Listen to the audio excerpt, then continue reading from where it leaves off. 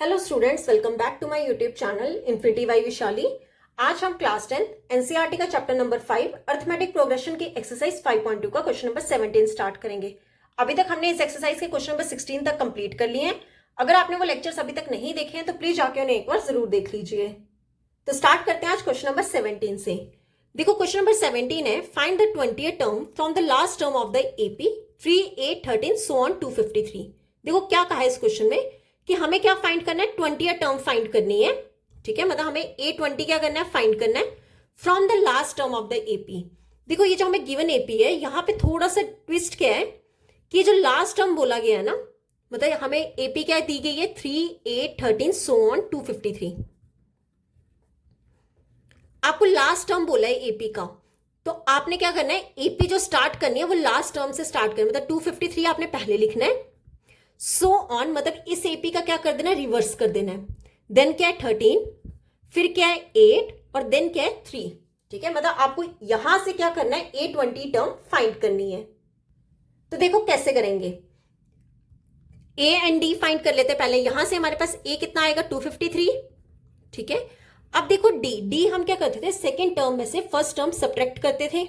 ठीक है, मतलब पीछे से नेक्स्ट टर्म क्या करते थे, सब्ट्रैक्ट करते थे। अब आपको ये तो पता है 253 A1, पर आपके पास A2 नहीं पता, तो आप क्या करो, देखो डिफरेंस हमें पता है एपी में हर जगह डिफरेंस क्या होता है, सेम होता है। तो आप यहां से इसको सब्ट्रैक्ट कर लो। तो 3 - 8 मतलब लास्ट टर्म में से फर्स्ट टर्म क्या करोगे, सब्ट्रैक्ट करोगे। तो ये कितना हो जाएगा -5। माइनस क्यों आया, क्योंकि बड़ी वाली वैल्यू के साथ क्या है, माइनस है। तो हमारा डी कितना आ गया -5। ए कितना है 253। अब A20 निकालना है, मतलब 20 टर्म निकालनी है, मतलब n हमें कितना दिया गया, 20 दिया गया। ठीक है, तो A20 निकाल लेते हैं। A20 क्या होगा, A प्लस 19D। वैसे इस फॉर्मूले के लिए हमें n की जरूरत नहीं थी। ठीक है, वैल्यूज पुट कर लो। A कितना है 253 प्लस 19 इंटू डी कितना है -5।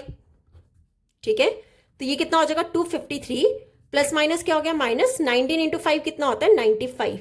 क्लियर, तो यहां से A20 कितना हो जाएगा 253 और 95, एक प्लस और एक माइनस है, दोनों क्या होंगे, सब्ट्रैक्ट होंगे। इन दोनों को सब्ट्रैक्ट करके हमारे पास कितनी वैल्यू आ जाएगी, 158। ठीक है, ये हो गया हमारा A20। क्लियर, तो इस क्वेश्चन में हमें यही सॉल्व करना था, फाइंड करनी थी हमें A20। तो यहां भी होता हमारा क्वेश्चन नंबर 17 कंप्लीट। अब देख लेते हैं क्वेश्चन नंबर 18। देखो 18th क्वेश्चन है, the sum of the 4th and 8th terms of an AP is 24 and the sum of the 6th and 10th term is 44. Find the first 3 terms of the AP.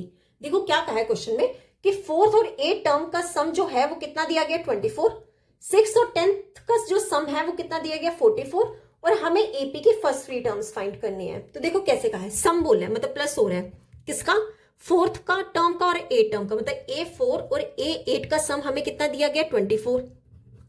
ठीक है, और हमें 6 term and 10 term, यहां से A6 और सम हो रहा है ना, तो बीच में क्या आएगा प्लस 10 टर्म A10, इन दोनों का सम कितना दिया 44।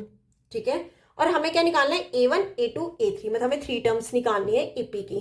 तो 3 टर्म्स निकालने के लिए हमें सबसे पहले क्या पता होना चाहिए, A और D, तो वो हम इन दोनों इक्वेशन से निकालेंगे। देखो A4 को कैसे लिख सकते हैं, A प्लस 3D। A8 को कैसे लिख सकते हैं, A plus 7D is equal to 24। ठीक है, तो ये A प्लस A कितना हो जाएगा 2A plus 3D plus 7D total कितना हो जाएगा 10D इज इक्वल टू 24। ये हो गई हमारी इक्वेशन नंबर 1। क्लियर, अब यहां पे देखो A6 को कैसे लिख सकते हैं, A plus 5D plus A10 को कैसे लिख सकते हैं, A plus 9D is equal to 44। क्लियर, अब देखो यहां पर A प्लस A कितना हो जाएगा 2A plus 5D plus 9D total कितना हो जाएगा 14D is equal to 44। Clear, ये ले लो इक्वेशन नंबर 2। अब देखो इन दोनों इक्वेशन में 2A और 2A क्या आ रहा है, सेम आ रहा है, और दोनों प्लस में है, तो क्या करेंगे, सब्ट्रैक्ट करेंगे। तो हम क्या लिखेंगे, सब्ट्रैक्ट इक्वेशन 1 एंड 2, दोनों इक्वेशन को सब्ट्रैक्ट करेंगे तो D आ जाएगा, फिर किसी एक में पुट करेंगे तो A निकाल लेंगे। तो फर्स्ट इक्वेशन क्या है 2A plus 10D is equal to 24, और यहां पर क्या है 2A plus 14D is equal to 44। दोनों को सब्ट्रैक्ट कर दो। अब देखो सारे साइन प्लस में है तो सब क्या हो जाएंगे, माइनस हो जाएंगे। 2A से 2A कैंसिल। अब अब देखो ये प्लस साइन चेंज होकर किस में हो गया, माइनस में, मतलब डी तो आएगा ही आएगा। प्लस का 10 और माइनस का 14, टोटल कितना हो जाएगा, माइनस का 4, तो ये यहाँ पे क्या आ जाएगा, -4d इज इक्वल टू, ये कितना है, प्लस का 24 माइनस का 44, टोटल कितना हो जाएगा, माइनस का 20। ठीक है, क्यों, बड़ी वाली वैल्यू के साथ क्या, माइनस। अब देखो यहाँ पे माइनस से माइनस क्या हो जाएगा, कैंसिल, तो डी कितना हो जाएगा, 4 को ले जाओ डिनोमिनेटर में, 4 5 का, तो यहां से डी हमारे पास कितना आ गया, 5। ठीक है, अब ये जो डी की वैल्यू आई है, आप इन दोनों इक्वेशन में से कहीं भी पुट कर दो। ठीक है, जैसे मैं फर्स्ट इक्वेशन में पुट कर देती हूँ, तो क्या लिखेंगे, put the value of D in equation 1। ठीक है, तो कितना आएगा, 2a plus 5 multiple D, D sorry 5 नहीं 10, 10 मल्टीपल डी, डी कितना है 5 इज इक्वल टू 24। ठीक है, तो कितना आएगा, 2a प्लस 10 इंटू 5 कितना हो गया, 50 इज इक्वल टू 24। अब 50 को ले जाओ दूसरी साइड, तो 2a इज इक्वल टू 24, ये प्लस 50 इस साइड आके क्या हो जाएगा, माइनस का 50। ठीक है, तो 2a किसके इक्वल हो गया, 24 में से 50 सब्ट्रैक्ट करोगे, मतलब दोनों की सब्ट्रैक्शन होगी, तो कितना आएगा, 26। बड़ी वाली वैल्यू के साथ क्या, माइनस, तो आंसर किसमें आएगा, माइनस में। a को ले जाओ, 2 को ले जाओ डिनोमिनेटर में, 2 के टेबल से कैंसिल, 2 1 का 2 13 का, तो यहां से a की वैल्यू कितनी आ जाएगी, -13। क्लियर, a आ गया हमारा -13, d आ गया 5। अब a1 a2 a3 फाइंड कर लेते हैं। देखो a1 को ही a कहते हैं, ठीक है, a1 को ही a कहते हैं, वो कितना आ गया, -13। अब a2 फाइंड कर लेते हैं, a2 क्या होता है, a प्लस डी, a कितना है, -13 प्लस d कितना है, 5, दोनों को सॉल्व करके कितना आ जाएगा, -8। अब चेक कर लेते हैं a3, a3 क्या होता है, a प्लस 2d, a कितना है, -13 प्लस 2 मल्टीपल d, d कितना है 5, तो कितना हो जाएगा, -13 प्लस 2 5 का 10, तो ये टोटल कितना हो जाएगा, -3। यही हमें क्या करना था, फाइंड करना था। a1 a2 a3, a1 कितना आ गया, -13, a2 कितना आ गया, -8, और a3 कितना आ गया, -3। क्लियर, तो यहां पे होता हमारा क्वेश्चन नंबर 18 कंप्लीट। अब देख लेते हैं क्वेश्चन नंबर 19। ओके, तो क्वेश्चन नंबर 19 है, Subba Rao started work in 1995 at an annual salary of ₹5,000 and received an increment of ₹200 every year. In which year did his income reach ₹7,000? देखो क्या कहा है क्वेश्चन में कि सुब्बा राव ने 1995 में जो है काम करना शुरू किया था, जहां पर उसकी एनुअल सैलरी उस साल कितनी थी, ₹5,000 and received an increment of ₹200 every year. मतलब स्टार्टिंग में जो 1995 में उसकी सैलरी कितनी थी, 5,000, और हर साल जो है उसे 200 रुपीज क्या हो रहा है, इंक्रीमेंट हो रहा है। अब देखो इंक्रीमेंट हो रहा है मतलब इंक्रीज हो रहा है। ठीक है, 200 रुपीज हर साल क्या कर रहे हैं, उसकी सैलरी इंक्रीज हो रही है। तो आगे उसने क्वेश्चन में कहा है कि बताओ किस साल में उसकी जो इनकम है वो 7,000 रुपीज हो जाएगी। ठीक है, तो देखो कैसे करेंगे। फर्स्ट ईयर की एनुअल सैलरी उसने कितनी बताई है, फर्स्ट ईयर जब उसने स्टार्ट किया काम 1995 में, उसकी एनुअल सैलरी कितनी थी, 5,000। ठीक है, अब उसका हर साल जो है 200 रुपीज क्या हो रहा है, इंक्रीमेंट हो रहा है। मतलब 5,000 वो पहले ही था स्टार्टिंग, अब 200 हर साल क्या हो रहा है, इंक्रीज हो रहा है। मतलब 200 अगर मैं इसमें प्लस करूं तो कितना हो जाएगा, 5,200। फिर अगेन 200 इंक्रीज हो रहा है, 5,200 पहले ही था, अब इसमें 200 और इंक्रीज कर दिए तो कितना हो जाएगा, 5,400। ठीक है, 5,400 सो ऑन। उसने कहा है लास्ट में उसकी कितनी इनकम होगी, 7,000, और वो हमें चेक करके बताना है कि 7,000 जो है उसकी किस ईयर में इनकम रीच कर रही है। तो आप देखो ये हमारी कुछ एक एपी बन रही है, 5,000, 5,200, 5,400 सो ऑन 7,000। तो यहां से हम क्या करेंगे, एन फाइंड करेंगे। ठीक है, एन फाइंड करेंगे कि कौन से ईयर में जो उसकी इनकम है वो 7,000 रुपीज हो रही है। देखो अब यहां पर आपके पास ए कितना आ जाएगा, फर्स्ट टर्म वो कितना, 5,000। डी क्या होता था, A2 माइनस A1, मतलब सेकेंड टर्म में से फर्स्ट टर्म क्या करते हैं, सब्ट्रैक्ट करते हैं। A2 कितना है, 5,200 माइनस A1 कितना है, 5,000। तो यहां से D कितना आ जाएगा, 200। ठीक है, D कितना आ गया, 200। अब हमें लास्ट टर्म दी हुई है, मतलब हमें AN हमें कितना दिया गया, 7,000, ये हमें गिवन है। तो फॉर्मूला लगा लेंगे। AN का फॉर्मूला क्या होता है, A plus N minus 1 into D is equal to 7,000। ठीक है, अब वैल्यू पुट कर दो, A कितना है, 5,000 प्लस n माइनस n हमें फाइंड करना है, n minus 1 into D, D कितना है 200 इज इक्वल टू 7000। अब ये जो 5000 है इसे ले आओ इस साइड, तो यहां पे क्या रह जाएगा 200 into n minus 1 is equal to 7000 minus 5000। तो यहां से 200 इंटू n माइनस 1 किसके इक्वल हो जाएगा, 7000 में से 5000 सब्ट्रैक्ट करोगे तो कितना आ जाएगा 2000। क्लियर।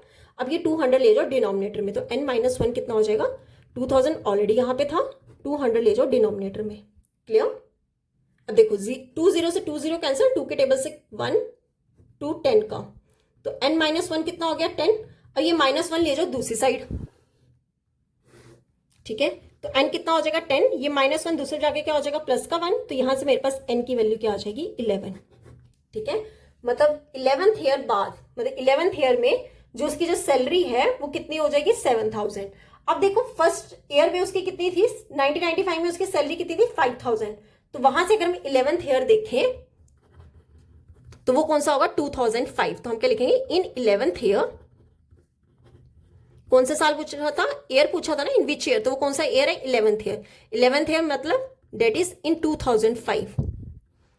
2005 में उसकी जो सैलरी होगी, हिज सैलरी विल बी ₹7000, मतलब 11th ईयर में उसकी सैलरी कितनी हो जाएगी 7000। क्लियर। बहुत इजी क्वेश्चन था कि 1995 में उसका ₹5000 सैलरी था और हर साल ₹200 क्या हो रहा है इंक्रीज हो रहा है, और हमें चेक करके बताना था कि कौन से साल में उसकी जो इनकम होगी वो 7000 होगी। तो वो कौन सा साल था 11th ईयर था, वो 11th ईयर कौन सा हो गया 2005। His salary will be ₹7000। Clear. तो यहां पे होता हमारा क्वेश्चन नंबर 19 कंप्लीट। अब हम इस एक्सरसाइज का लास्ट क्वेश्चन देख लेते हैं, क्वेश्चन नंबर 20। देखो क्वेश्चन नंबर 20 है, Ramkali saved ₹5 in the first week of a year, then increased her weekly savings by ₹1.75. If in the nth week her weekly savings become ₹20.75, find n। देखो क्या कहा है इस क्वेश्चन में कि रामकली जो है वो साल के फर्स्ट वीक में कितने रुपीस सेव कर रही है ₹5, और फिर वो हर वीक जो है कितना इंक्रीज कर रही है सेविंग ₹1.75। फिर उसने कहा है कि if in the nth week, मतलब कुछ nth वीक पे उसकी टोटल सेविंग कितनी हो रही है, वीकली सेविंग हो रही है ₹20.75, फाइंड n। बहुत इजी क्वेश्चन है। क्या कहा है कि रामकली जो है ईयर के फर्स्ट वीक में कितने रुपीस सेव कर रही है ₹5 कर रही है, फिर वो हर वीक कितना सेव कर रही है 1.75 इंक्रीज कर रही है, वो तो पहले 5 था, फिर 5 + 1.75 कर रही है सेकेंड वीक में, फिर वो अगेन 5 + 1.75 + 1.75 थर्ड वीक में कर रही है, एंड सो ऑन। उसने कहा है कि लास्ट में किसी nth वीक में उसकी जो वीकली सेविंग है वो कितनी है 20.75। तो हमें क्या फाइंड करना है n फाइंड करना है। ठीक है, मतलब हमें वो चेक करना है कि कौन से वीक में जो वो सेविंग कर रही है 20.75 कर रही है। ठीक है, अब देखो पहले क्या लिखेंगे, पहले फर्स्ट वीक में कितना सेव कर रही है ₹5। ठीक है, सेकेंड वीक में कितनी कर रही है 5 तो पहले ही कर रही थी, अब उसने कितना इंक्रीज कर दिया 1.75 उसने इंक्रीज कर दिया, तो ये कितना हो जाएगा 6.75, मतलब सेकेंड वीक में वो कितना सेव कर रही है 6.75। फिर थर्ड वीक का चेक करें, 6.75 वो ऑलरेडी कर रही थी और वो हर वीक कितना इंक्रीज कर रही है 1.75। दोनों को ऐड कर दो, 5 5 10 7 7 14 + 1 15 5 6 7 7.50 सो ऑन। लास्ट में जो nth वीक की बात हो रही है वो कितनी हो रही है 20.75। ठीक है, अब देखो यहां पर हम पहले निकाल लेते हैं a एंड d।